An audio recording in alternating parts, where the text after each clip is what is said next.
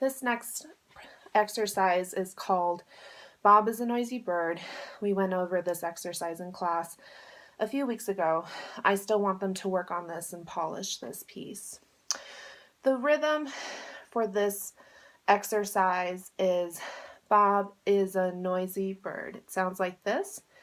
Bob is a noisy bird. Down, wiggle, wiggle, up. Down, wiggle, wiggle, up. It starts off on the A string. Bob is a noisy bird. They stop their bow, pivot over to D, play the same rhythm. Bob is a noisy bird. They pivot back over to A, play the same rhythm. Pivot back over to D, down, wiggle, wiggle, up. Then they take their left pinky, keep their bows in the air. They play the G string, the lowest string, twice. Go over to E. And then the last 4 strings are plucked, and they say squawk.